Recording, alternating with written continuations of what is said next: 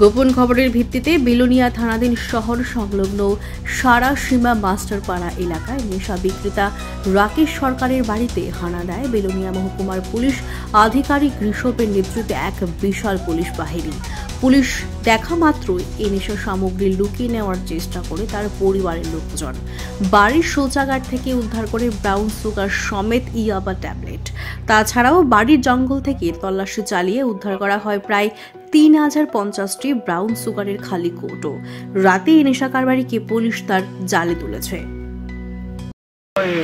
একটা গোপন সংবাদের ভিত্তিতে সারাসীমা রঞ্জিত সরকারের বাড়ি দীপু সরকার তাদের বাড়িতে আসি একটা এনডিপিএস আইটেম আমরা অনেকগুলো রিকভারি করি। এখন রঞ্জিত সরকার এবং তার ফ্যামিলি এবং তার বাবাকে নিয়ে আমরা ইন্টারভেশন করে নিয়ে যাচ্ছি। তাদের কাছ থেকে 3050টা খালি ভাওয়াল পাওয়া গেছে। কোটা 56টা ভর্তি, হ্যাঁ, টোটাল ওয়েট 30 গ্রাম উইথ ভয়েল এবং উইদাউট ভয়েল 1.8 gram brown sugar. Brown sugar 750 brown sugar আমরা রিকভারি করেছি। তাদেরকে সেটা স্পেসিফিক নিয়ে আমরা তদন্ত করছি তাদের সাথে কি যুক্ত আছে। আমাদের সাথে ডিসিএম সাহেব আছেন, সুকান্ত দেশে। আমরা